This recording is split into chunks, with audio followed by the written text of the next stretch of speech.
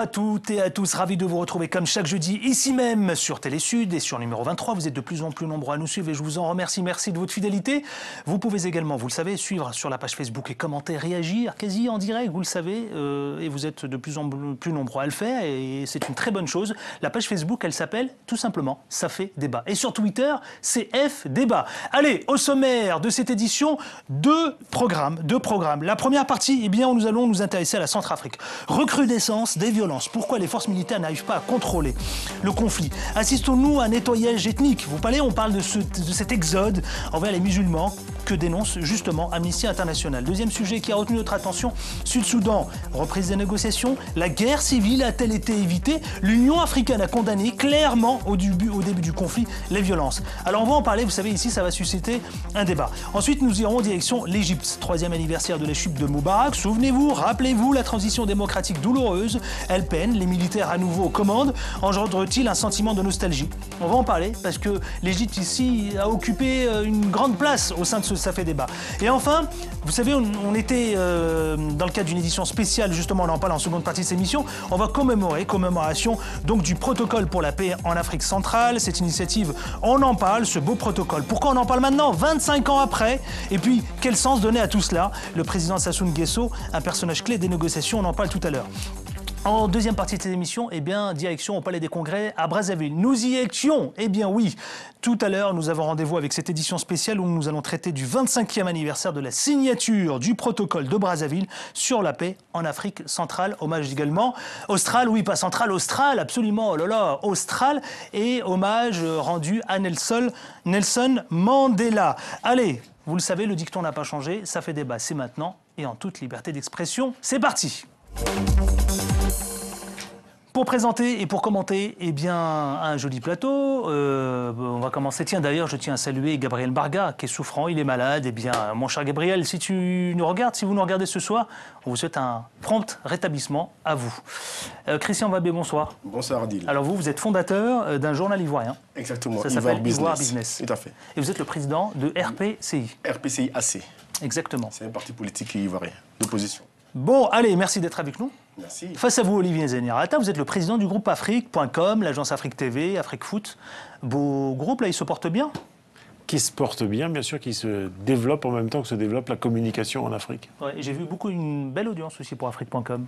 J'ai reçu, je vois des communiqués passer, 2,5 millions, 2,6 millions. C'est tout à fait vrai, l'audience se porte bien, elle est en hausse de plus de 100% par rapport à l'année dernière. Bravo, bravo. Et à ses côtés, le célèbre blogueur Makela Ngebla, bonjour. Bonjour Adil. Tout va bien? Très bien, je suis très ravi de te retrouver également Christian, Olivier. Écoutez, aussi, que je tire chapeau pour Afrique.com qui est effectivement un grand Parce que c'est vrai, il faut le rappeler, voilà. Il faut le dire à tous ceux qui nous regardent. Tout à fait. Afrique.com a été le premier média à vous soutenir. Absolument. Je me souviens très bien, je m'en rappelle. Je suis très reconnaissant en fait, au travail que vous avez fait. J'imagine, Monsieur le Président, vous le saviez ça, oui. Oui, bien sûr, mais c'est un travail permanent pour développer, soutenir la communication en Afrique. Ouais. Allez, messieurs, nous allons nous intéresser justement à la Centrafrique, la situation en Centrafrique. Il n'y a pas un jeudi où on n'en parle pas ici même. Dans Ça fait débat, recrudescence des violences, exode, on parle d'exode maintenant, d'un exode, messieurs, on va en parler, mais ce que je vous propose avant toute chose, c'est de regarder ce sujet proposé par Télésud et on vient le commenter tout de suite après. Regardez le sujet et on en parle tout de suite après. Les valises sont à terre, le hangar de l'aéroport de Bangui sert de résidence temporaire. Au milieu de la foule, Amadou Ledos, un ancien parlementaire centrafricain dans sa chaise roulante. À la même place depuis 2 jours, il observe ce qui se passe autour de lui mais ne comprend pas. On est là comme ça, on est né ici, grandi ici, vieillir ici. Subitement, les gens commençaient à taper tout le monde. Si tu es musulman, on te tape, il ne faut pas rester ici. Ce n'est pas votre pays, il faut partir. Bon. C'est pour cela, sauf là, on peut rester tranquille. Nous, on n'a pas de pays. Pour Amnesty International, l'urgence de la situation appelle à un constat brutal. La MISCA et le contingent français sur place n'arrivent pas à stopper la violence des milices anti-Balaka et à protéger les victimes. L'ONG n'hésite pas à parler de nettoyage ethnique des musulmans à l'ouest de la République centrafricaine. Des civils qui quittent leur maison pour être sauvés, mais leurs convois deviennent souvent les cibles des anti-Balaka au barrage. Des milices victimes d'hier, devenues bourreaux d'aujourd'hui après le départ de Michel Djotodia en janvier. Il est parti grâce à nous, les anti-Balaka. qui ont donné la paix à la population. On n'a pas un chef hiérarchique sur nous. C'est la population, les hommes du village, ils ont manifesté, ils ont réagi pour prendre leurs armes de guerre et puis aller combattre la guerre contre les Arabes. Un quart de la population en RCA a déjà dû se déplacer par crainte des violences. Les exactions continuent alors même que les forces internationales se sont dites prêtes à recourir si besoin à la force pour y mettre fin. Il y a un mois, l'ONU appelait déjà à agir pour éviter un génocide en République centrafricaine. C'est terrible ces images. Vous savez, messieurs, moi, il y a quelque chose qui m'a frappé. Ce vieux monsieur là qui dit « Vous n'êtes pas chez vous, ici, partez ». Ça vous frappe? Enfin, qui veut prendre la parole d'abord? Christian. Moi, quand j'entends ça, ça me rend dingue. Ça frappe et puis, si vous voulez, à un moment donné, on s'interroge. C'est un recul. Christian. C'est un recul majeur. Parce que voilà, le recul parce que des gens qui sont nés en Centrafrique, qui sont centrafricains, parce qu'ils sont musulmans aujourd'hui. Ça vous révolte quand vous voyez ça? Ça me révolte. Là, on a une opération ethnique, il y a un exode rural des populations vers le Tchad. Et puis, où vont-ils au Tchad? Ils ne sont pas tchadiens, ils sont centrafricains à l'origine. Ouais. Et donc, ils sont chez eux, après tout. Ils sont chez eux. On doit stopper cet exode-là, à mon avis. Il faut absolument que... Oui, mais justement, on va en parler, Christian Babet. J'ai pas le sentiment, là, justement, qu'on peut la stopper. Justement, moi, je vais faire référence aux forces militaires qui sont un peu dépassées. En tout cas, je pose la question ici. Olivier Makela. Makela, allez-y, Makela. Effectivement, je fais partie de ceux qui sont, en fait, tchadiens, mais qui suivent de près la situation en Centrafrique. Et c'est vraiment écœurant de voir cette recrudescence de violence, quand même, à l'encontre... Elles sont terribles, les images. Voilà, terrible, effectivement. Quelqu'un qui a 80 ans qui dit « On est né ici, et où est-ce qu'on va partir ?» Et c'est ces gens-là. La Centrafrique, aujourd'hui, nous montre un spectacle désolant où ça remet en cause également la cohésion sociale dans l'unité nationale dont les Africains en parlent aujourd'hui est mise en péril. Et je pense que la communauté internationale, notamment les forces internationales qui sont présentes, les Sangaris, aussi bien la MISCA, ont vraiment failli à la responsabilité de protéger toutes les populations, aussi bien les populations civiles, je vais parler des chrétiens et des musulmans. Aujourd'hui, on cible des communautés musulmanes tout simplement parce qu'ils seraient éventuellement d'origine étrangère, mais c'est tout à fait faux. En Afrique, il faut se dire que si on doit penser à la libre circulation, à l'installation, à la résistance, hein, il fallait accepter les gens avec leurs différences. Je me réjouis effectivement du communiqué d'Amnesty International qui effectivement a évoqué du cas du nettoyage ethnique. Et je pense que franchement, alors, la communauté parce que vous le internationale rappelez doit justement, assumer sa responsabilité. Amnesty International dénonce clairement. Oui. Ils disent ils parlent clairement de nettoyage ethnique. Olivier Zenirata. Moi, je croit qu'il y a une responsabilité. Est-ce qu'on peut parler de nettoyage ethnique? Je crois qu'il y a une responsabilité, effectivement, de la communauté internationale pour n'avoir pas agi bien avant. Pas du tout. Le problème, c'est qu'une fois qu'une situation de décomposition sociale et d'absence d'État s'est instaurée, il est très, très difficile de restaurer l'ordre, la justice et évidemment de faire partir la violence. Mais si on veut juste se replacer dans une perspective, bien sûr, il ne s'agit pas de réécrire l'histoire ou de refaire le passé, mais qu'est-ce que c'est d'abord la Séléka? On l'a suffisamment effectivement expliqué ici, mais... Oui, enfin, ce sont des mercenaires qui ont été recrutés par certains politiques, en vérité, pour, à ce moment-là, déstabiliser ce qui était l'État centrafricain, Bozizé, et comment dirais-je, une nation qui fonctionnait avec, bien sûr, des divergences politiques, des hauts et des bas, des critiques qui pouvaient se faire, comme dans toute nation, des critiques existent. Mais quand on organise une sédition armée, et c'est ça la Séléka, qui vient faire tomber un régime, absolument. Un État, une légalité institutionnelle. Je veux dire, il y a une forte présence. Aujourd'hui, Olivier Zenirata, Makela et Christian Babet. Je finis juste mais il faut absolument qu'on avance aussi. Qu'est-ce qui se passe? Michel Djotoja arrive au pouvoir porté par la Séléka. Et à ce moment-là, il a une responsabilité très lourde, qui est la sienne aussi, c'est qu'il ne tient pas ses troupes. Et que la Séléka, les choses se détériorent avec la population. D'où la création de milices d'autodéfense qui sont les anti-Balaka. Mais j'ajoute une chose, les anti-Balaka et la Séléka ne sont pas nécessairement musulmans ou chrétiens. Oui, c'est important, effectivement. On l'a dit, mais c'est bien de le rappeler. Et je tiens à dire les forces que ces militaires rivalités politiques transforment le conflit. Ah, vous pensez vraiment que les politiques transforment religieux. Ah, mais quel est leur intérêt alors? Attendez, parlons-en. Alors, attendez, vous soulevez quelque chose, un point sensible. Vous dites que les politiques transforment ce conflit-là. Pour quelle raison, Olivier Zenirata? Mais parce qu'ils transforment le conflit en conflit religieux, intérêt? parce que Conflit ça leur, chrétien, musulman. ça leur permet C'est de pas donner forcément une cela. légitimité à Voilà. des intérêts qui sont des intérêts purement Le désarmement a personnels. été fait de la mauvaise façon qui soit. On a d'abord désarmé la Séléka. On a laissé les anti-Balaka faire ce qu'ils avaient à faire. Aujourd'hui, voilà, il y a un recul de manivelle. Ça veut dire quoi? Il aurait fallu désarmer les deux forces en présence, à la fois la rébellion, enfin les forces Séléka qui sont devenues les forces régulières, et puis automatiquement aussi les anti-Balaka. Les anti-Balaka. Mais on a laissé faire un camp. Alors, Et est-ce voilà, que vous n'avez pas l'impression, vous n'avez ouais. pas le sentiment que les forces armées, justement, on va juste tenter d'avancer, dites-moi rapidement, Maintenant, la question qui était posée qui est sur l'armée. sur l'armée. J'ai posé la question. Ça, c'est une question. L'armée. Est-ce Les qu'on forces a militaires, est-ce que vous n'avez pas le forces sentiment qu'ils sont un peu militaires dépassés par le françaises, conflit? africaines, Pourquoi ils n'arrivent pas à gérer le évidemment sous conflit? mandat des Nations Unies. Donc, Messieurs, s'il vous plaît, pourquoi ils n'arrivent pas à le gérer, le conflit? Mais parce que, comme je viens de le dire, en réalité, on est face à des milices populaires, les anti-Balaka, qui sont des milices paysannes, qui sont installées sur le territoire. Et c'est très difficile, quand on n'a que quelques milliers d'hommes, et d'ailleurs on va le répétant sans arrêt, mais quand on n'a que quelques milliers d'hommes, on peut tenir une ville, mais aller tenir un pays. Moi, je pense que contrer, reculer, c'est difficile. ça résulte en fait, la violence militaires. résulte du fait que l'impuissance, résulte de l'impuissance même des troupes françaises, de l'impuissance également des forces À africaines. contrôler le conflit, vous voulez dire? Justement, parce que et l'instrumentalisation, comme vous l'avez dit, sur des critères de base ethnique, confessionnelle, et qui a aggravé effectivement la situation en Centrafrique. Aujourd'hui, ni la communauté, ni l'Union africaine, ni la communauté internationale, ni la France, qui est effectivement impliquée dans la résolution du conflit, ne sont en mesure de proposer en fait aux Centrafricains comment sortir de cette crise qui a pris une ampleur extrêmement dangereuse.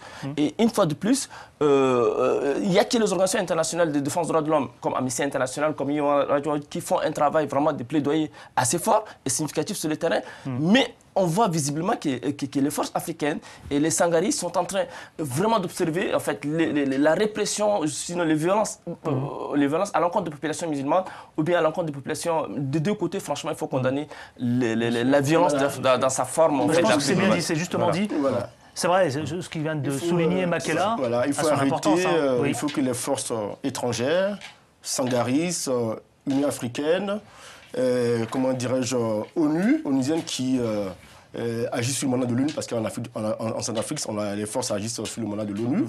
Il faut déjà arrêter l'exode rural, il faut arrêter l'épuration ethnique, il faut déjà stabiliser le pays le plus rapidement possible. Il faut davantage de troupes, il y a très peu de troupes. Bien sûr.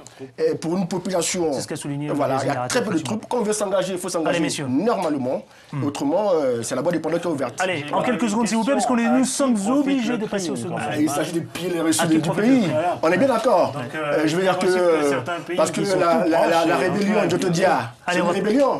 Bah, je veux dire, si on enlève Bozizé pour faire venir Jotodia, on enlève Jotodia pour faire venir qui? Il faut arrêter à un moment donné. Bon, Il s'agit de piller le pays, un point, un Il tiré. s'agit d'exploiter du pétrole. Exactement. bon, allez. On s'est bien compris. Je vois bien, hein, de toute façon, évidemment, on peut faire l'objet aussi de polémiques ici sans aucun problème dans Ça fait débat et c'est le lieu. De toute façon, messieurs, nous sommes intéressés, vous savez, à un second sujet qu'on a très peu traité ici.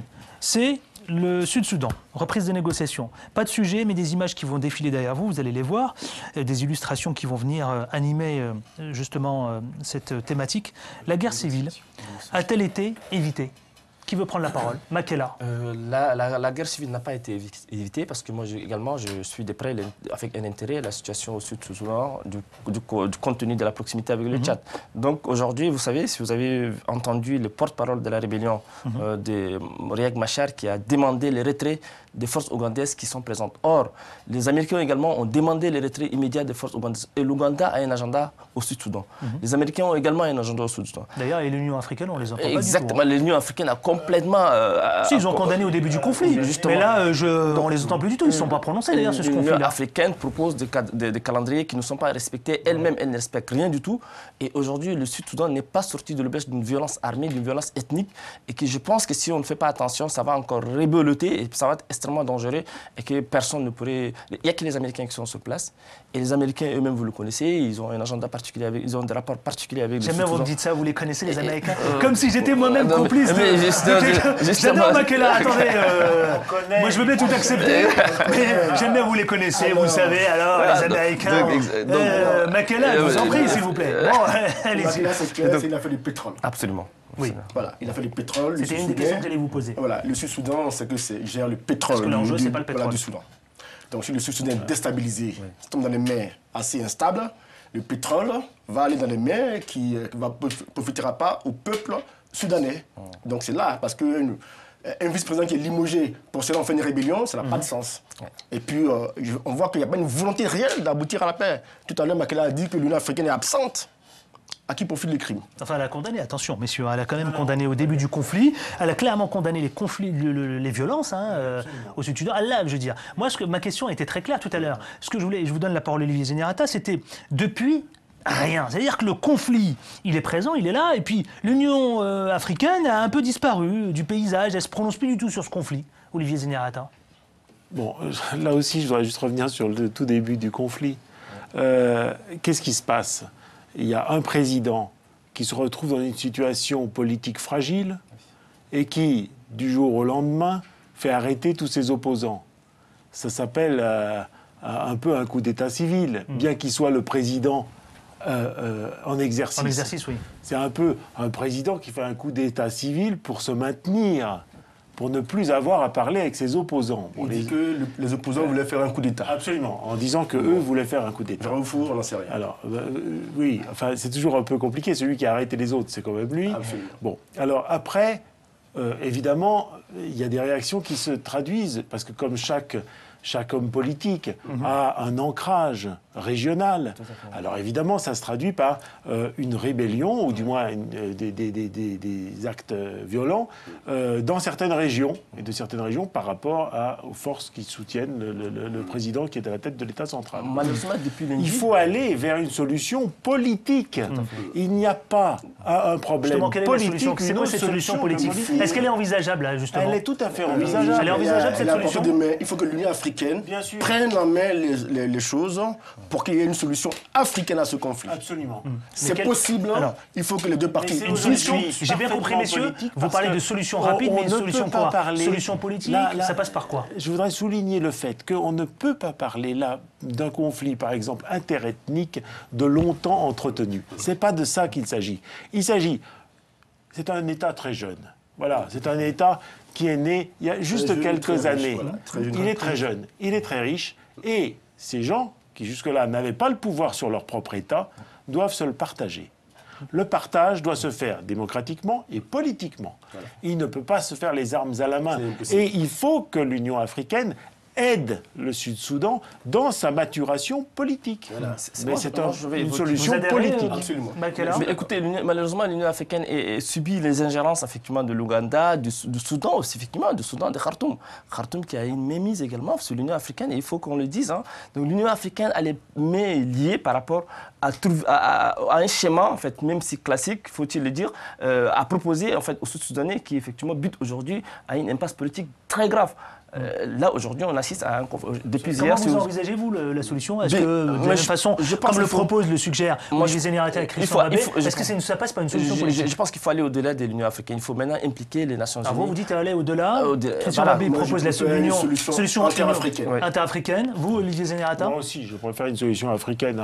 Et vous, Makela? Mais écoutez, moi, je maintiens ma position. C'est que l'Union africaine ne pourra pas trouver une solution au Sud-Soudan parce que déjà, ça fait depuis lundi, on bute à une impasse politique dans les négociations. Donc pourquoi ne pas en fait, faire recours quand même à la communauté internationale et notamment aux Nations Unies qu'elle s'implique de façon massive dans la résolution du conflit?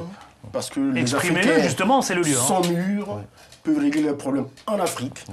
Dire qu'il faut forcément avoir recours à l'ONU, ça veut dire que les Africains sont incapables de régler leurs problèmes. Je suis en désaccord total.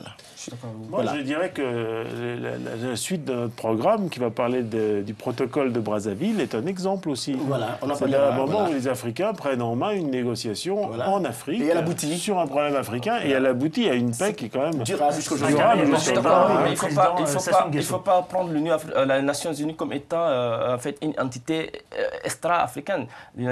L'Afrique fait partie des Nations Unies, autant les autres pays occidentaux font partie. Donc je dis, c'est une proposition globale et une perception globale de résolution du conflit à dimension internationale, à dimension en fait. Non, mais son point de vue, il se tient, messieurs. Non. Pourquoi je vous dis ça? Parce que, il se tient parce que, je veux dire, l'exemple que vient d'exprimer ici, que vient d'exposer Olivier Zenirata, sur clairement le protocole, le 25e anniversaire, on en parle tout à l'heure, sur le protocole signé à Brazzaville. Et il a son importance, ça veut dire qu'à un moment, il a fallu réunir tous les acteurs. Peut-être que Makela, ce que suggère Makela, c'est peut-être au-delà de l'Union africaine, et avec l'Union africaine, on peut trouver cette fameuse solution politique que vous esquissez ici là dans Ça fait débat. C'est-à-dire que le protocole, on peut encore le reprendre. On va en pour parler. aller dans ton sens. On débattait Parce là, que on faisait partie, le protocole débouche sur les accords de New York. Voilà, c'est-à-dire qu'on commence en terre africaine, avec l'Union africaine, et puis on peut à la limite conclure tout ça à l'ONU. Dès lors qu'on a fini de discuter en Afrique, on a tout conclu en Afrique, on peut maintenant aller pour une conclusion. Moi, je suis parti du constat que le Sud-Soudan a été parrainé en quelque sorte dans la partition avec l'implication des Nations Unies. Donc, il faut tenir compte effectivement du rôle joué par les Nations Unies dans la partition du Sud-Soudan. Et donc, il ne faut pas quand même exclure les Nations Unies sous prétexte qu'il fallait donner la chance aux Africains de trouver une solution. Voilà, donc c'est un peu ça. Je ne demande pas qu'on écarte l'ONU, je n'ai pas demandé qu'on écarte l'ONU, je dis il faut que les Africains se disent qu'il faut qu'ils prennent ce problème-là à bras le corps, avec beaucoup d'intérêt, avec beaucoup de volonté politique, et puis en incluant effectivement tous les partenaires régionaux et internationaux, absolument. Mais c'est dire, nous les Africains, on ne fait rien. On attend que l'ONU arrive pour être la solution à tous nos problèmes. Je dis c'est une erreur. Parce que le Sud-Soudan est une particularité. Bon, c'est bon, en fait. Je pense que le Sud-Soudan est une particularité. 30 ans de conflit armé interne. À cela s'ajoute, en fait, à l'époque, l'Union africaine n'a pas été représentative en fait, dans la résolution du conflit. Il y avait les Nations Unies qui ont joué un rôle important, comme je le disais, et donc il ne faut pas quand même, du coup, en fait, balayer d'un revers de la main en fait, le rôle des Nations Unies. C'est les grandes puissances et elles ont leur intérêt, leur agenda particulier qui n'a rien à voir avec l'agenda. Christian aussi, il a raison. L'ONU a ses intérêts, et c'est surtout ça aussi avant tout. Voilà. Allez, messieurs, le débat continue. Voilà qu'on reparle de pétrole. Allez, le débat continue, vous le savez, vous pouvez réagir et commenter sur la page Facebook Ça fait débat, et puis sur Twitter, vous pouvez aussi tweeter, retweeter. C'est F débat, messieurs, troisième sujet qui a retenu notre attention dans Ça fait débat. Je veux parler de l'Égypte. Et vous savez, on va s'intéresser plus particulièrement à ce 3e anniversaire de la chute de Moubarak. Avant de retrouver tout à l'heure notre dernier sujet, nous irons direction Brazzaville. Alors, dites-moi, messieurs, alors, c'est vrai que cette transition démocratique, elle se fait dans la douleur quand même. Hein. Oui. D'accord, vous en conviendrez. Et en même temps, les militaires, je pose la question, très simplement, on a l'impression qu'ils reviennent un peu, qu'ils sont aux commandes, d'accord, de nouveau. Alors ma question est très simple, c'est d'abord, c'est quoi votre sentiment? Mais écoutez, vous savez que la révolte populaire en Égypte en 2011, il a fallu en fait la mainmise des militaires égyptiens qui ont en fait dit à Moubarak de s'écarter. Il s'est écarté. Et depuis 2011 à nos jours, la deuxième révolution égyptienne, il y avait encore la présence des militaires. Donc je dirais que les militaires sont devenus des acteurs incontournables en fait dans la révolution. Vous êtes en train de nous dire que l'ancien régime refait surface? Mais absolument. C'est ça? Mais absolument, ils contrôlent l'appareil. Ça se discute, on va faire le tour de table, mais bon. Allez-y, Christian Babé. Voilà. Non, mais pourquoi pas? Attendez, il soulève un vrai truc. C'est plus compliqué que Christian. ça. C'est vrai que l'armée reprend les choses en main. Il y a eu un passage avec le pouvoir de Morsi, musulman, qui n'a pas, disons, travaillé dans l'intérêt de la nation pour tous les Égyptiens, parce que des nominations, des limogeages assez abusifs. Je pense même que c'est ironique, parce que le général Morsi avait été coopté, non, le général Sissi a été coopté par Morsi, parce qu'il était soi-disant islamiste, il développait des thèses islamistes. Quand il était étudiant, je crois à West Point, je ne sais pas où. Donc il a été coopté parce qu'il s'attendait qu'on ait une armée qui applique la charia. L'armée égyptienne a sa particularité, elle est très républicaine. Donc Morsi, il a compris, il s'est dit, les musulmans n'ont pas travaillé dans l'intérêt supérieur de tous les Égyptiens, parce qu'il y a le retour du voile, il y a le retour des symboles musulmans. L'Égypte, c'est quand même une nation longtemps laïque. Est-ce qu'on n'est pas en train d'assister, vous avez dit laïque, est-ce qu'on n'est pas en train d'assister tout simplement à une révolution qui a été volée? Mais Olivier Zenirata, on ne vous a pas entendu. Il y a un peu ça aussi. C'est vrai que globalement, on aurait dû attendre les élections pour enlever Morsi. Bon, de ce point de vue, élu démocratiquement, ouais, démocratiquement, c'est vrai. Attendez, messieurs. C'était un peu volé. Oui. Voilà. Olivier Zenirata, et ensuite On je peut vous donne le la dire. parole. Non, justement, on en parle. Plusieurs choses, parce que Ouais. je crois que ce qui s'est passé en Égypte est très intéressant sur ce qu'on peut appeler la maturation démocratique. Il est clair qu'on C'est-à-dire sortait d'un État qui était autocratique. Absolument. Moubarak Absolument. appuyé sur l'armée. Absolument. Ensuite, la révolution se dresse contre cet État autocratique, y compris la place de l'armée. Absolument. Et évidemment, et ce qui devient sa première expression, puisqu'il n'y avait pas d'opposition, la seule opposition qui est structurée un peu, c'est les islamistes, les frères musulmans. Absolument. Et les frères musulmans prennent le pouvoir. Mais est-ce que les... Alors, très vite, les c'est frères quoi, c'est 3 ans musulmans se après sont... Est-ce qu'on peut parler d'une ça va très vite. contre-révolution, Attends, par 30 exemple secondes, parce que ça va très vite. Les frères musulmans sont chassés. Là, il y a Clairement, une révolution, une deuxième révolution Une contre-révolution, égyptienne. peut-être, non Une révolution. Ils sont chassés par des millions, même plusieurs dizaines de millions. On parle de 20 millions au moment Et la pétition de de l'extrême. 22 millions d'Égyptiens, Et il y a je crois. une pétition. C'est-à-dire, en plus, c'est un acte qui est civique, qui est civil, qui est politique. C'est une pétition. C'est un acte qui réfère d'ailleurs à des précédents dans l'histoire égyptienne. Des grandes pétitions qui ont conduit à la construction de l'Égypte. Donc, de l'Égypte moderne. Donc, c'est un moment où le peuple égyptien rejette certains de ses dirigeants islamistes. qui sont arrivés un peu comme ça, parce qu'ils étaient les seuls et qu'ils étaient les seuls à présenter une opposition. Alors ensuite, Est-ce qu'il n'y a pas le problème, c'est d'initiative, qu'une justement, pour les fois, autres journalistes une et fois les autres chassée Égyptiens, pardon. cette force politique structurée, le problème, c'est qu'il faut faire émerger de nouvelles forces politiques structurées démocratiques.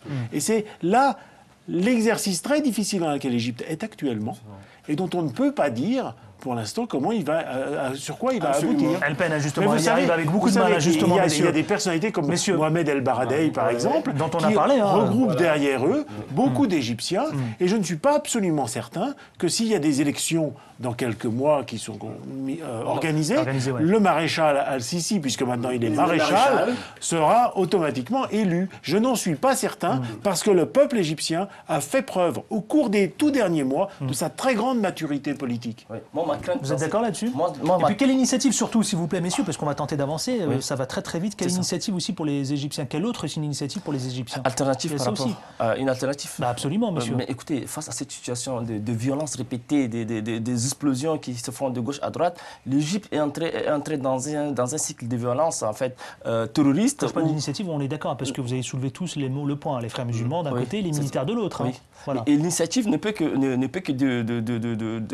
venir que d'un monitoring international qui pourra peut-être aider les frères musulmans et les forces démocratiques qui se trouvent et l'armée qui effectivement devient un acteur incontournable dans la crise égyptienne, de proposer en fait un agenda beaucoup plus acceptable où les frères musulmans islamiques pourront peut-être éventuellement accepter d'aller encore aux urnes.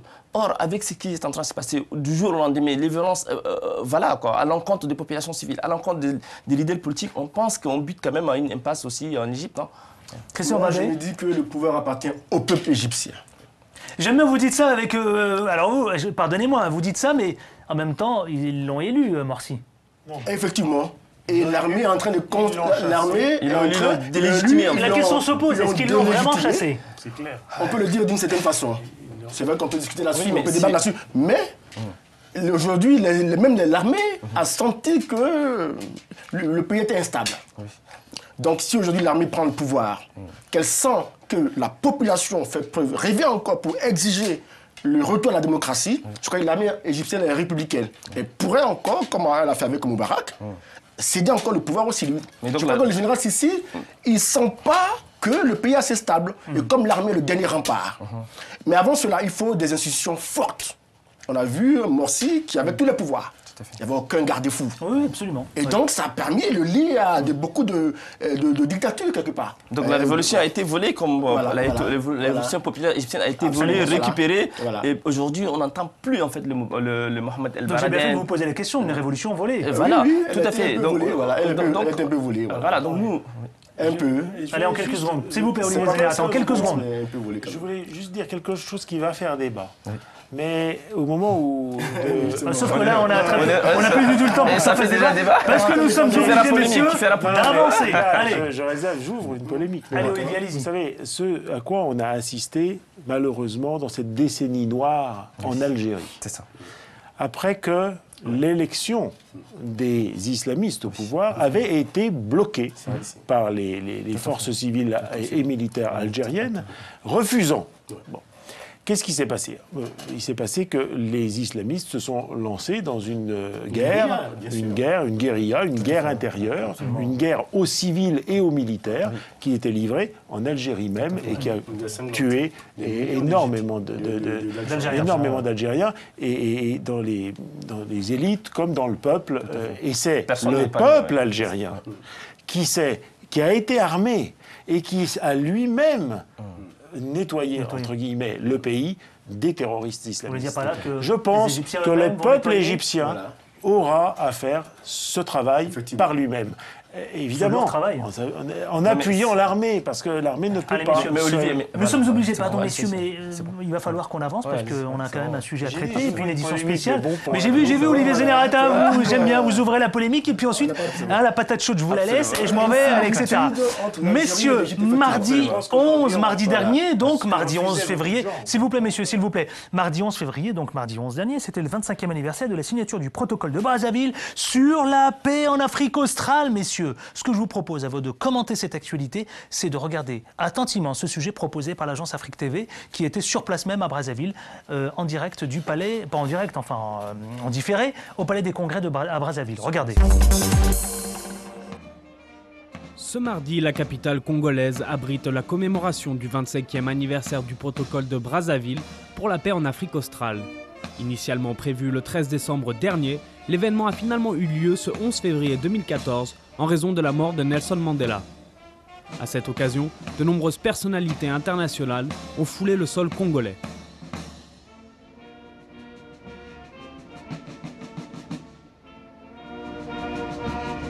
Mesdames et messieurs, à Brazzaville, ici, il y a un peu plus de 25 ans, fut accompli un événement majeur pour l'Afrique et le monde. Un événement dont les protagonistes d'alors n'eurent pas tort d'en tirer une légitime fierté. Ils avaient gagné la paix. Il y a 25 ans, la capitale congolaise avait eu le privilège d'abriter les négociations tripartites entre Cuba, l'Angola et l'Afrique du Sud sous la médiation des États-Unis. Avant Brazzaville, les négociations ont eu plusieurs étapes, notamment New York, Genève, Le Caire et le Cap-Vert, mais sans trouver d'issue. C'est à Brazzaville que ces négociations historiques furent conclues avec la signature du protocole de Brazzaville sur la paix en Afrique australe.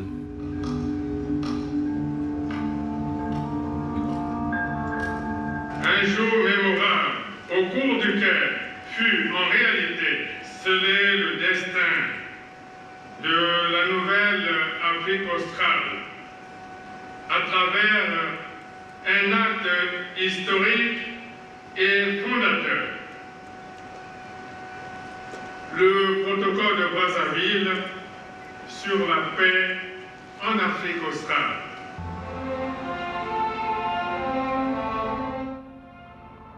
L'histoire retiendra que le président Denis Sassou Nguesso a fait de la libération de l'Afrique australe et de l'éradication de l'apartheid une priorité durant son mandat à la présidence de l'Organisation de l'Unité africaine qui débuta en 1986. Le protocole de Brazzaville avait notamment montré la voie au retrait des troupes cubaines et sud-africaines d'Angola, la mise en œuvre de la résolution 435 sur le sud-ouest africain et l'indépendance de la Namibie, la fin du régime d'apartheid en Afrique du Sud qui conduira à la nouvelle Afrique du Sud et à la libération de Nelson Mandela.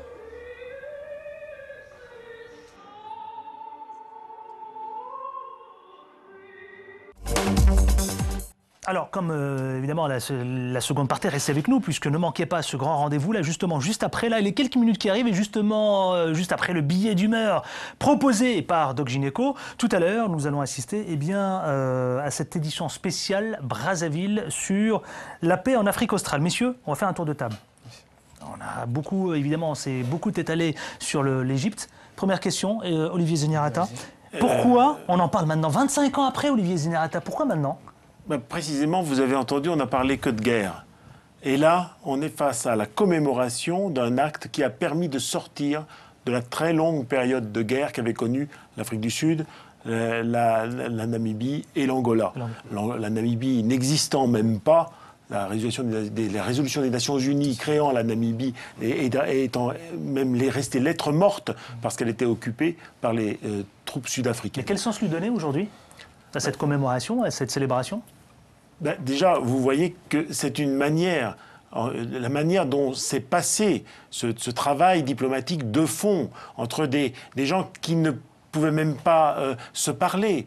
Vous savez que ça a été très difficile, même pour Denis Sassou Nguesso, d'accepter le président de la République du Congo, que des représentants de l'Afrique du Sud rentrent sur son territoire, parce qu'il considérait que l'Afrique du Sud, c'était le diable. C'était un régime nazi qui opprimait la minorité noire, la majorité noire. La majorité noire. Christian Babet. Alors, c'est un exemple clair que les Africains peuvent, 25 ans en arrière, régler leur conflit en Afrique. Et puis après, on peut signer ça à l'ONU, etc. Et ça montre aussi que grâce, parce que Sassou Nguesso a fait quand même plus d'une trentaine d'années au pouvoir, ça va, on peut le décrier, il faut qu'il passe la main, ça c'est nos débats. Mais à l'époque, en tant que président de l'Union africaine, il a joué un rôle majeur. Il a joué un rôle majeur. Parce que le problème, c'est quoi? Mandela sort quelques mois plus tard. Voilà la conséquence politique. C'est là, c'est dit. La principale conséquence politique, c'est la fin de l'apartheid. Voilà. Et c'est ça qui est fondamental. Parce que la fin de l'apartheid, c'est l'aboutissement de la libération de l'Afrique. Allez, monsieur Makela, en quelques secondes, je retiens quelque chose par rapport à ce qui se passe, c'est que cette commémoration, il faut l'inscrire comme étant un acte historique, fondateur, qui a permis quand même à l'Afrique du Sud en fait, de renouer avec la paix et que voilà quoi, une Afrique arc-en-ciel qui effectivement sortait d'une situation de guerre fratricide entre où les gens se... Et qu'il faut reconnaître que Nelson Mandela doit sa sortie, doit sa libération. Voilà. C'est la raison pour laquelle étaient présents les petits-enfants de Nelson Mandela, était présent un message de Winnie Mandela, et c'est la raison pour laquelle Jacob Zuma lui-même était venu. Et on le voit dans le sujet. On le voit dans le sujet. Pour célébrer ce moment. Allez messieurs, on va vous retrouver, ne bougez pas, restez avec moi, puisque dans Ça fait débat, vous savez, on a un chroniqueur avec son billet d'humeur, il parle du vote utile. Alors attention, regardez, observez bien, et n'hésitez pas à le commenter. Tout de suite, c'est la chronique, la consultation du doc avec Doc Gynéco. Regardez, et on se retrouve tout de suite après.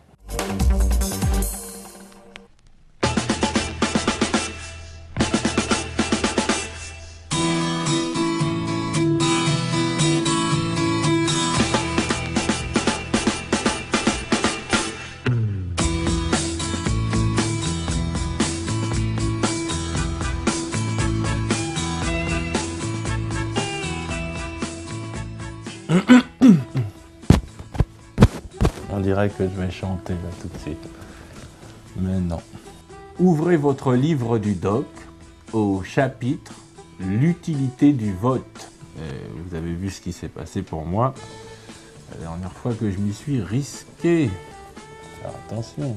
Le pouvoir dans le système de la République est établi par un vote qui consiste à récolter le maximum de voix pour obtenir l'élection du président qui va ensuite diriger le pays.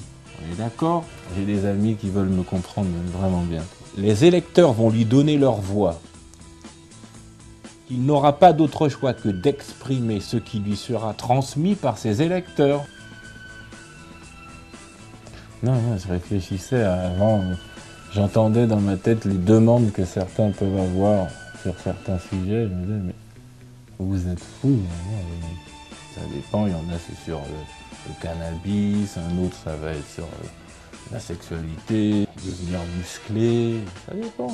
C'est un système sclérosé, puisque le peuple aurait normalement besoin d'un dirigeant véritable qui puisse améliorer son existence et son comportement. En général, Un vrai dirigeant, il n'est pas trop aimé du peuple, car il ne va pas toujours suivre les aspirations du peuple. Parce que général, les dirigeants, purée, qu'est-ce que ça arrive? C'est vrai, quand même. Il n'y a pas de sous-entendu. Pour ceux qui aiment bien tout ce qui est lié à les batailles et tout, les soldats. Car entre ce que le peuple veut et ce dont il a besoin, il y a souvent un grand écart. À la Nadia Comaneci. Grand écart comme ça. On peut constater que les présidents du siècle dernier avaient un pouvoir plus grand, plus vrai, car ils avaient eux-mêmes une moralité qui pouvait parfois aller à l'encontre du vouloir du peuple, mais pour son bien. Or, aujourd'hui, comment voulez-vous qu'il puisse défendre des valeurs familiales puisque sur sa propre vie, il n'a pas de pouvoir? Donc il devient une marionnette entièrement à la merci de son électorat. Car s'il utilise des voix, il ne pourra pas faire autrement que d'exécuter leur vouloir, qui peut des fois aller à l'encontre de l'intérêt général de la nation. Peuple français, prenez les bonnes décisions. Voici mon ordonnance. Mesdames, soyez sages, je vous ferai voir la grande image. Il faut que je me supprime comme Bérégovois. Aussi vite que Sénat, je veux atteindre le nirvana. Ça s'appelle la consultation du doc, le billet d'humeur à retrouver dans Ça fait débat ici chaque semaine sur Télésud et sur le numéro 23. Messieurs, Christian Babet, à très bientôt. À bientôt. À bientôt ici même, dans Ça fait débat. Je le rappelle à vous, vous êtes fondateur du journal Ivoire Business et puis le président de RPCI AC. Merci, cher Christian Babet, à très bientôt. Merci, Olivier Zeniarata, merci à vous, président du groupe Afrique.com, l'agence Afrique TV et Afrique Foot. Merci à vous infiniment. Vous reviendrez ici même pour commenter l'actualité dans Ça fait débat.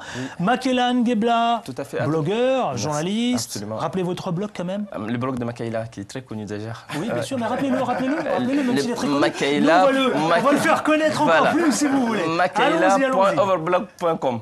C'est très simple. Merci messieurs. Et merci de m'associer au débat, en fait, à cette chaîne de télévision qui a une dimension continentale et qu'il faut reconnaître que Télésud fait un travail énorme et que franchement, à la différence de certaines chaînes de télévision, mais il faut reconnaître que c'est la voix de l'Afrique. Si, c'est vrai. Allez, écoutez, pour que ça dure, et justement, ce que je vous propose tout de suite, c'est d'aller direction Brazzaville. Nous y étions et nous avons une édition spéciale à vous proposer. Une édition spéciale, vous le savez, qui s'inscrit dans le cadre du 25e anniversaire de la signature du protocole de Brazzaville sur la paix en Afrique australe. Ça a été rappelé ici par nos débatteurs. Merci, messieurs. D'accord. À la semaine prochaine, tout de suite, c'est l'édition spéciale Ça fait débat, en direct, en différé, au Palais des Congrès de Brazzaville. Vous verrez, la parole a été donnée à Jean-Yves, nos intervenants d'ailleurs, dans le cadre de cette édition spéciale. Un acteur majeur, un homme d'affaires, il s'appelle Jean-Yves Olivier, l'ancien président sénégalais Abdoulaye Wade, Jean-Christophe Mitterrand, ancien conseiller spécialiste d'Afrique, lorsque Mitterrand était président de la République en France, Jean-Yves Le Drian, qui est le ministre actuel de la Défense français, et puis Richard Attias, le fondateur de Richard Attias et Associés. Regardez, c'est l'édition spéciale, Ça fait débat, c'est maintenant, c'est sur Télésud et numéro 23. Bonjour à tous, dans le cadre du 25e anniversaire du protocole donc de la signature ici même à Brazzaville, nous sommes avec monsieur Jean-Yves Olivier. Jean-Yves Olivier, merci d'avoir accepté notre invitation. Merci beaucoup, merci à vous. Alors, on vient de jeter un œil sur d'abord un documentaire. South Africa has to eliminate the racial hatred and offer guarantees to all. Nelson Mandela a gagné. L'ex-prisonnier va devenir président. Il va libérer le pays de l'apartheid de son enfermement. C'est ça l'histoire avec un grand H. Une histoire qui est en fait la somme de beaucoup de petites histoires. Dont la mienne. Avec mes amis, dans les pays de la ligne de front, nous avons fait taire les armes pour que l'apartheid puisse mourir en paix.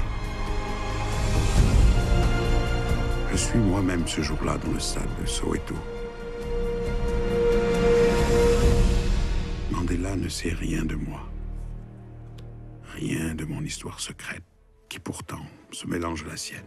Qu'importe. Les cartes se sont parfaitement alignées. La partie est finie. never said one word about his contribution.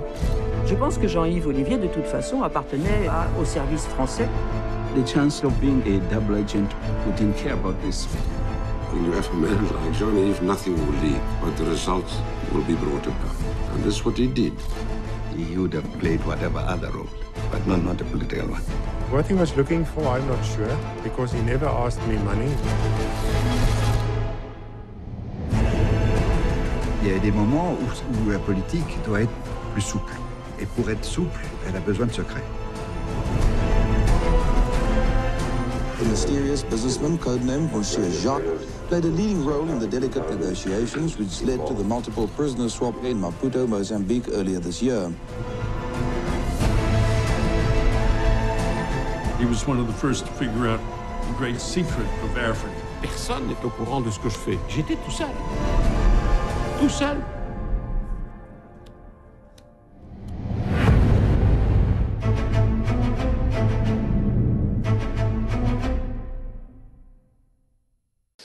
Dites-moi, de ce que je vois, en tout cas de ce qu'on vient de vivre à travers ce documentaire, vous avez joué un rôle, vous avez été un acteur majeur, je dirais, dans ce 25e anniversaire aujourd'hui même, parce que c'est un grand jour pour vous, j'imagine.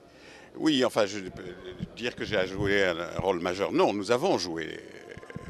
Nous avons donné ce que nous pouvions donner, moi et d'autres. Et c'est tout. Il n'y en a pas un qui a fait plus que l'autre. Chacun a fait son devoir. Qu'est-ce qui vous frappe? Qu'est-ce que vous retenez durant cette longue période de négociation entre ces allers-retours? Vous l'avez dit vous-même dans le documentaire, l'Angola, Cuba, Afrique du Sud, France aussi avec Jacques Chirac. Écoutez, ce que je retiens, c'est qu'à un moment donné, on fait confiance aux hommes. Et parce que moi, je n'étais investi d'aucun pouvoir, d'aucun mandat. Et on m'a fait confiance, et c'est ça qui était merveilleux. Qu'est-ce que vous retenez aujourd'hui du président Sassou Nguesso? Écoutez, qu'est-ce que je vais vous dire? D'abord, c'est mon ami. Et deuxièmement, sans lui, rien ne se serait passé. Parce que c'est très bien de penser, c'est très bien de réfléchir. Mais encore faut-il que quelqu'un prenne les choses en main, et c'est ce qu'il a fait. Qu'est-ce qu'il faut retenir aujourd'hui dans le cadre de ce 25e anniversaire du protocole d'accord, des signatures ici même à Brazzaville? Écoutez, je crois que ce qu'il faut retenir, c'est qu'un événement qui n'est pas connu de l'histoire va, j'espère, être reconnu par l'histoire. C'est à Brazzaville, cet accord qui a marqué la fin de la guerre froide. C'est cet accord qui a permis l'indépendance de la Namibie, mais au-delà, la fin de l'apartheid et la libération de Mandela. Et c'est cet accord qui a permis la paix civile en Angola. À aucun moment ça vous a traversé l'esprit, M. Olivier, vous vous êtes dit « je lâche l'affaire » durant cette période de négociation? Bien sûr qu'il y a des moments où on est down, surtout quand on est tout seul. Et quelquefois, on ne voit pas les choses progresser comme on veut qu'elles progressent. Mais tant qu'il y avait un peu d'espoir, tant qu'il fallait y aller, j'y suis allé, c'est tout. Qu'est-ce qui l'inspire enfin pour vous, Nelson Mandela? Écoutez, ce qui l'inspire, c'est une immense admiration. J'ai eu la chance de le rencontrer plusieurs fois et il m'a décoré, comme vous le savez. C'est une nécessité pour l'humanité. Merci. Alors qu'est-ce que je dois retenir? Monsieur Jean-Yves Olivier, le comploteur, l'agent secret, ou monsieur Jean-Yves Olivier tout court? Je crois que Jean-Yves Olivier tout court, un simple homme. Merci beaucoup. Je vous en prie. Merci à vous. Merci. Voilà, où nous allons poursuivre la série, ici même à Brazzaville, Congo-Brazza. On va poursuivre notre série de rencontres avec les acteurs, les personnalités qui ont à un moment donné provoqué l'histoire. En tout cas, n'oublions pas cette signature et puis cette lutte contre l'apartheid avec Nelson Mandela. À tout à l'heure. Toujours au Palais des Congrès, ici même avec le ministre français, donc monsieur Jean-Yves Le Drian, bonjour. Bonjour. C'est important pour vous ici d'être présent à l'invitation, de répondre à l'invitation du président Sassou? Oui, parce qu'il importe d'abord que la France soit présente dans cette retour d'histoire, dans ces cérémonies de mémoire, mais en même temps des cérémonies d'émotion, toute une phase essentielle pour la paix en Afrique. Et puis c'est important aussi parce que la paix n'est pas définitivement gagnée. Il y a d'autres situations difficiles où la France est présente, mais également le Congo. Donc mon témoignage et ma présence sont un signe de la volonté d'agir ensemble. D'agir ensemble, justement, monsieur le ministre, parlons-en. Vous la vivez au quotidien, justement, pour rétablir la paix. Je parle de la Centrafrique, Bangui, justement, l'exode des musulmans. Oui. Aujourd'hui, comment vous voyez la paix en Afrique? On parlait de la Centrafrique, justement.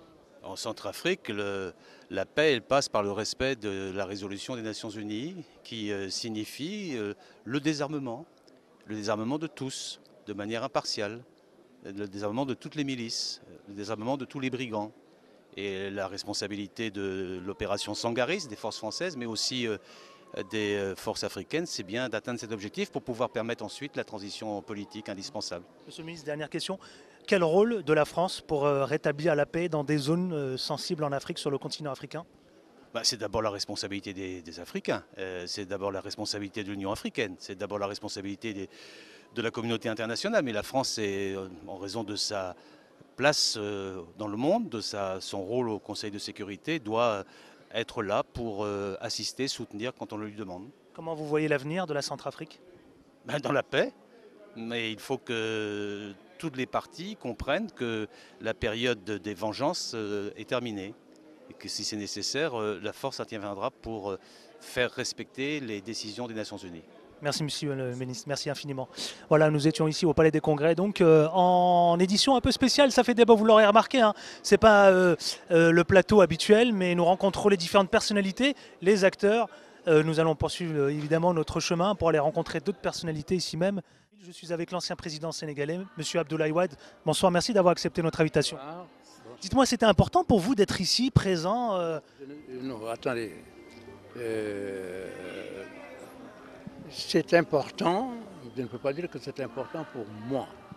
Moi, je suis venu assister à cet événement invité par le président Sassou Nguesso et le fait d'être un témoin de la reconstitution de l'histoire, c'est en cela que cela m'intéresse. Vous l'avez connu vous-même, Nelson Mandela? Non, je n'ai pas connu. Si, je l'ai connu, parce que quand j'étais ministre d'État d'Abdou Diouf, j'ai eu l'occasion de le rencontrer dans beaucoup de circonstances. Mais je suis un des rares Africains à avoir survolé Nelson Mandela quand il était à Rwanda.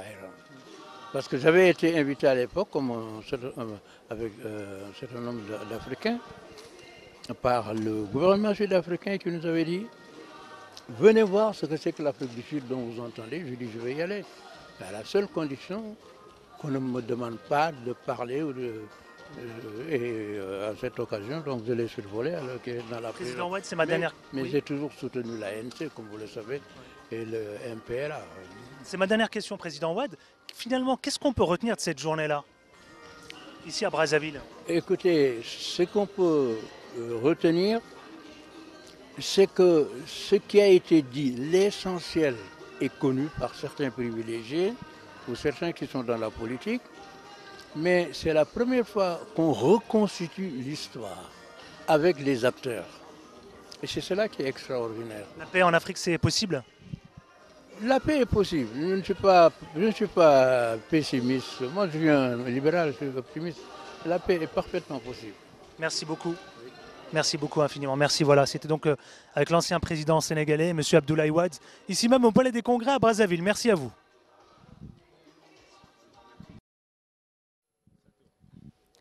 Alors, on est toujours ici au Palais des Congrès, ici même à Brazzaville. Je suis avec M. Richard Attias. Bonsoir. Bonsoir. Merci alors d'accepter notre invitation. Alors, on est à Brazzaville et j'aimerais comprendre. Alors, pour quelle raison, vous d'abord, M. Richard Attias, vous teniez absolument à célébrer ce 25e anniversaire des accords à Brazzaville, quand on connaît un peu l'histoire et la genèse de tout cela avec le président Sassou Nguesso?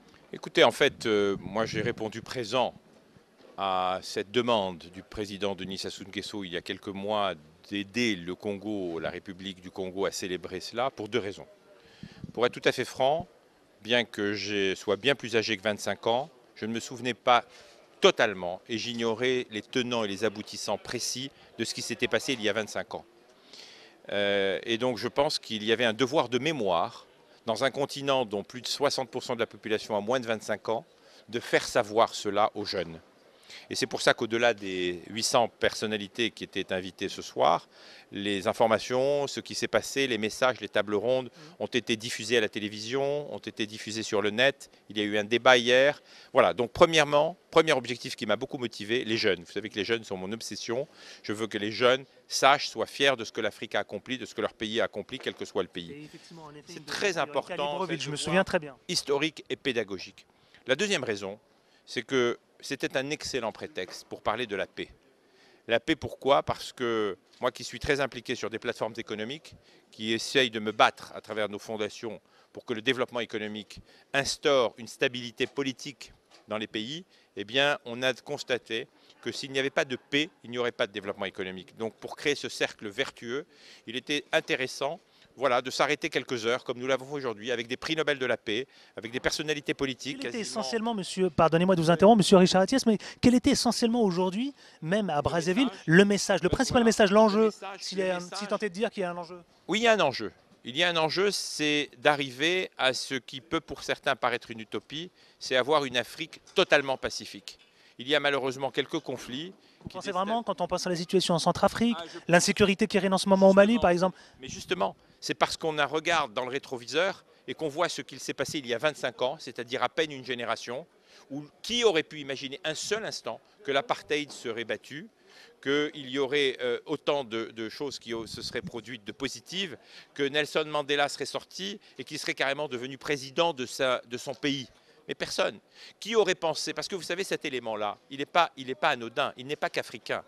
Barack Obama n'aurait jamais été élu s'il n'y avait pas eu la fin de l'apartheid. Barack Obama ne serait jamais président des États-Unis si Nelson Mandela n'avait pas été libéré de prison. Donc ce qui s'est produit il y a 25 ans et qu'on a célébré aujourd'hui a un impact colossal sur le monde et sur la planète. Et c'est ça qu'il faut faire savoir. Vous regrettez aujourd'hui, Nelson Mandela, il aurait pu vivre ce moment que vous organisez ici même à Brazzaville? Malheureusement, bien sûr qu'on aurait souhaité, ça aurait été formidable, mais malheureusement, la date même à laquelle nous avions prévu de faire célébration, Nelson Mandela est décédé, puisqu'il est décédé dans la semaine du 11 décembre 2013, et que malheureusement, mais ses petits-enfants étaient là, et c'est la transmission qui est importante. L'histoire, c'est transmettre. Donc voilà, ça c'était un devoir très important. Et la paix, ça n'est pas un combat de naïf, ça n'est pas un combat de fou. Il y a eu au Rwanda, il y a eu dans beaucoup d'autres parties de l'Afrique des bagarres, des génocides, des drames, et finalement on s'en sort. Donc il faut en permanence être optimiste, regarder le verre à moitié plein et lancer ce message de paix, parce que finalement c'est la finalité. Est-ce qu'on peut imaginer, Richard Attias, finalement un sommet de la paix?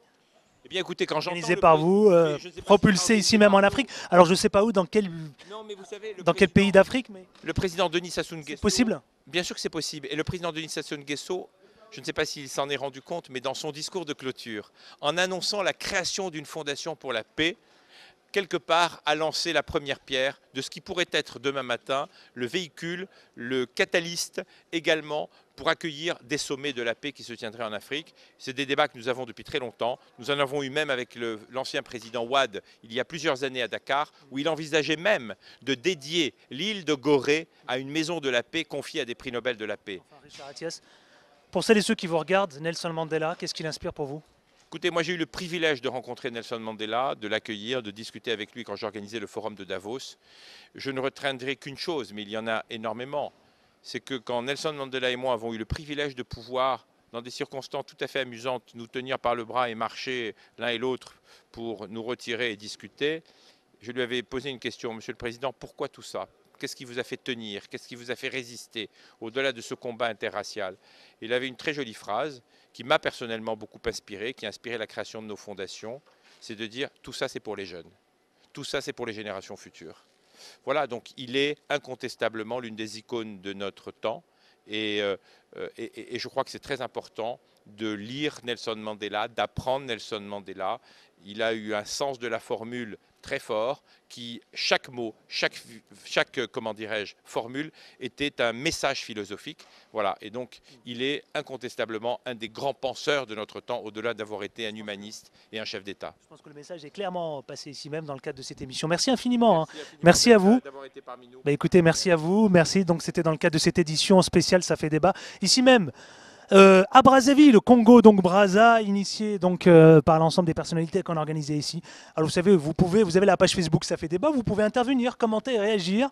Et puis vous avez le Twitter CF Débat. Nous sommes ici toujours dans le cadre du 25e anniversaire du protocole de Brazzaville.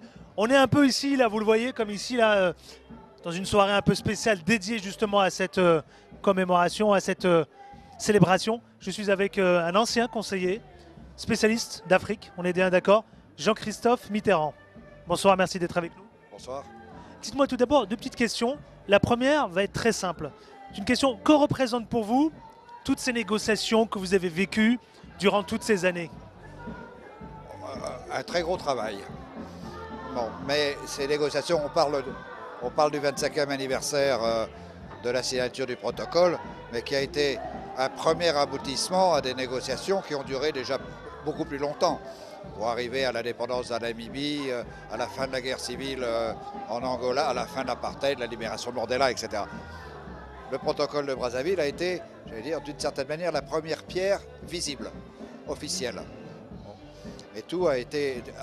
il y a eu des années avant de réussite, d'échecs, de prise de contact, de recul, d'avancée, etc. Et au moment du protocole de Brazzaville, disons un an avant, on a vu des portes s'ouvrir, notamment avec le changement de tête à la tête de l'Afrique du Sud.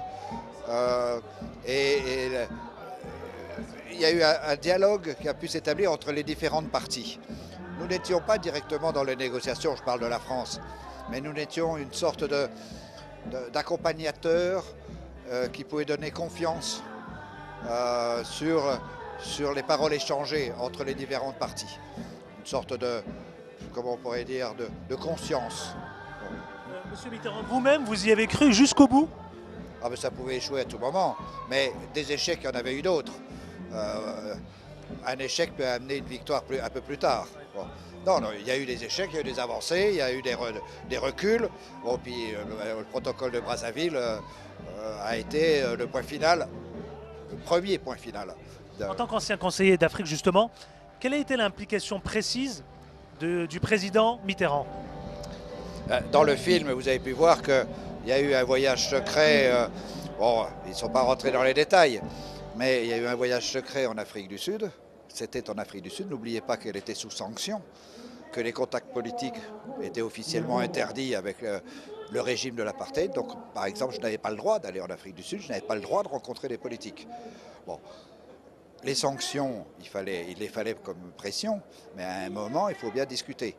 Donc, comme ils étaient à peu près prêts à discuter entre eux, c'est-à-dire avec les Angolais, les Sud-Africains, les Mozambicains, etc., les Américains, les Cubains, nous les avons accompagnés et essayé de leur donner confiance que ces politiques qui se faisaient la guerre depuis des années acceptent de parler.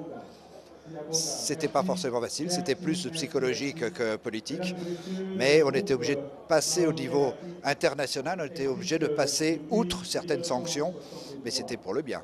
Bon, et c'était secret. Et il est évident que le président de la République, a été, sur certains points, l'instigateur. Bon, mais il fallait rester très secret parce qu'on ne pouvait pas aller contre les sanctions internationales. C'est resté secret pendant très longtemps? Ce voyage, par exemple, en Afrique du Sud est resté secret des années et des années. Et aujourd'hui, vous en parlez très librement? Oui, je l'ai même écrit dans mon livre, alors. Absolument. Dites-moi, qu'est-ce que vous retenez finalement de toutes ces années passées à négocier et vous-même, en tant que conseiller d'Afrique? Écoutez, ça fait une certaine satisfaction. Cette partie de l'Afrique qui était à feu et à sang, à l'heure actuelle, elle est plutôt... Bon, il y a eu la Centrafrique maintenant, mais elle n'était pas impliquée dans ces affaires à l'époque. Mais quand vous voyez l'Angola, quand vous voyez le Mozambique, quand vous voyez l'Afrique du Sud, il y a quand même des choses importantes qui sont passées en Afrique du Sud, qui sont, on a peut-être apporté une petite pierre, mais qui sont la conséquence d'un travail qu'on a fait. Mais c'était une petite pierre. La libération de Mandela, c'était le sujet aussi. Bon. N'oubliez pas qu'à l'époque, il n'était plus à Rhode Island, mais il était sur le continent en résidence surveillée. Jean-Christophe Mitterrand, merci infiniment. Merci d'avoir participé à cette édition spéciale, ça fait débat. Merci.